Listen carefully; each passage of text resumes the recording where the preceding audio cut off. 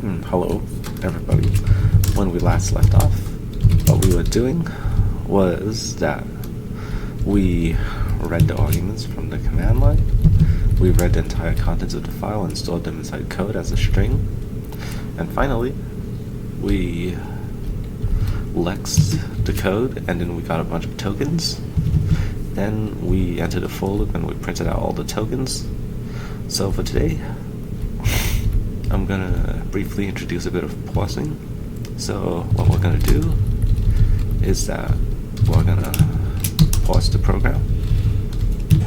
We're gonna take the tokens, the lexical input, the lexical output, and then put it inside the parser as an input. So let's get started on the basic parser. So parse program. So we're gonna create ourselves a little program called parse program. Vector of tokens, index, mute use size.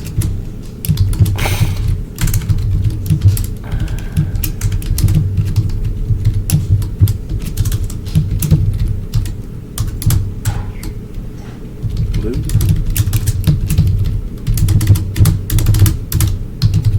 Match parse function. Index.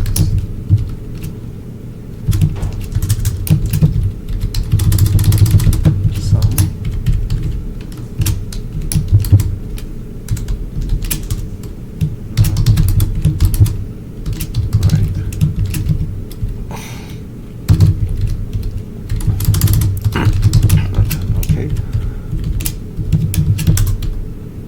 So what parse function does is that it parses a function if we find some function, which means that we have found we found one function that we completely parsed.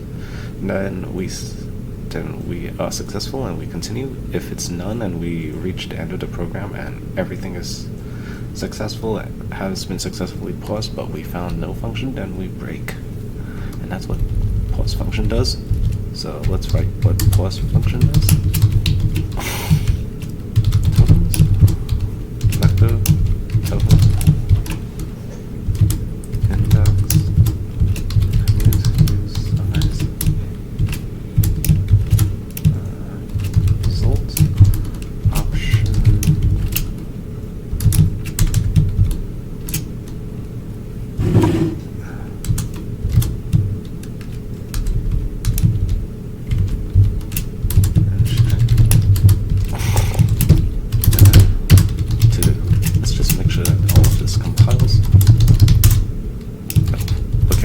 compiles. Okay. Next thing we're gonna do, we're gonna peek the first token. Peek the first token. Tokens.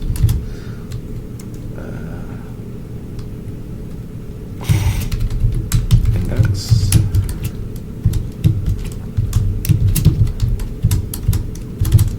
Sum. Token.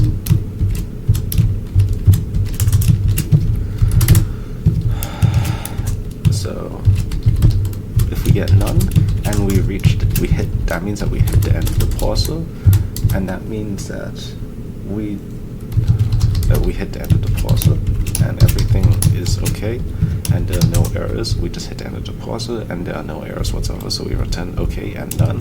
There's no function to parse. If it does not match the token keyword, then we return error string from functions must begin with the func keyword. So if the first token does not match so as a reminder, our functions, the way that this language works is that we have func main left parentheses left curly and then right curly, just like that. And so we're getting the first token, and then we're saying, does it match the func keyword?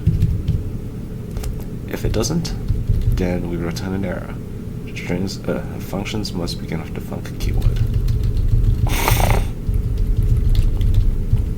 If it does begin with the func keyword, then what we're going to do is we're going to increment the index. We're going to go to the next token. So if it does not begin with a func keyword, then we return error and we say functions must begin with the func keyword. If it does begin with the func keyword, then we increment the index and we go to the next token.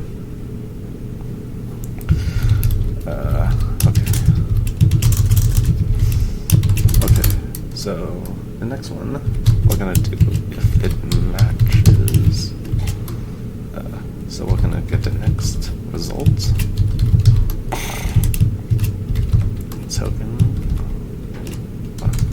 Tokens. We're gonna get it from the list of tokens. Token ident.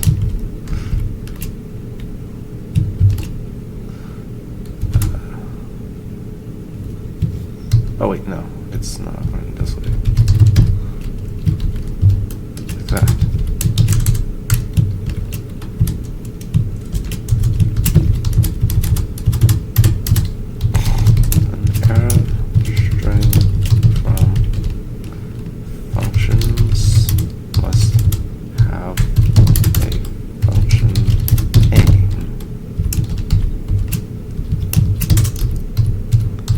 And we're just going to add a to-do.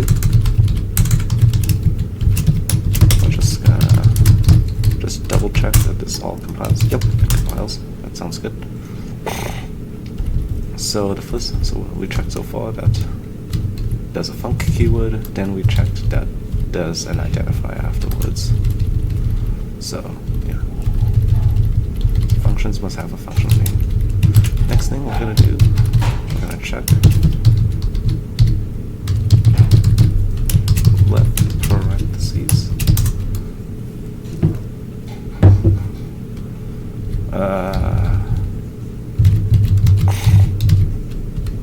Must have parameter list or something. I don't know. Okay, fine. We're just gonna do what I did in class. Missing left parentheses. Like that. Then the next thing we're gonna do is we're gonna check to make sure that the missing right parentheses. Next thing we're gonna check is the left curly. Then the next thing we're gonna check is the right curly. So the missing left curly and the missing right curly. Just like that.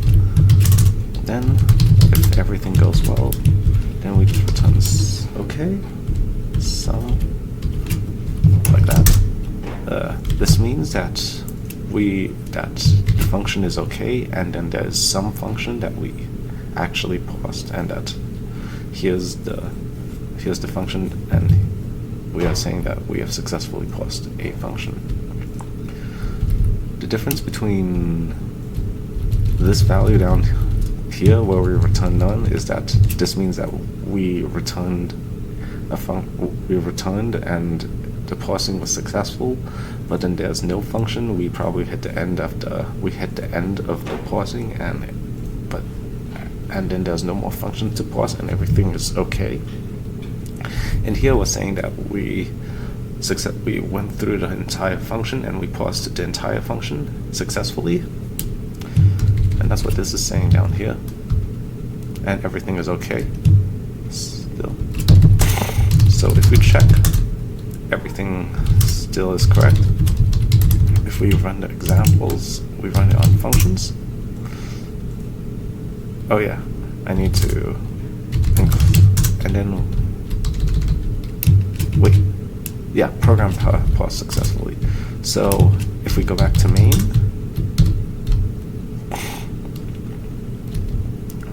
we pause the program.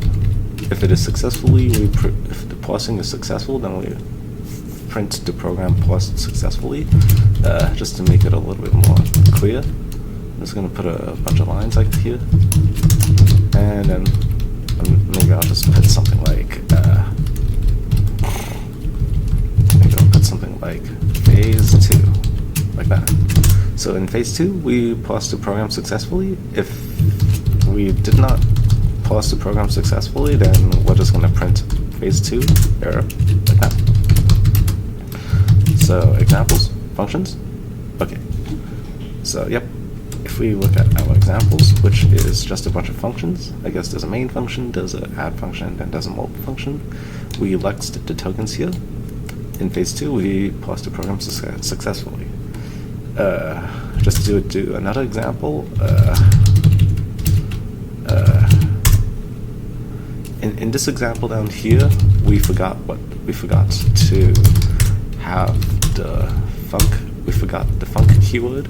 So as you see here, well, this would be a successfully paused program, but if we forgot the func keyword, like that,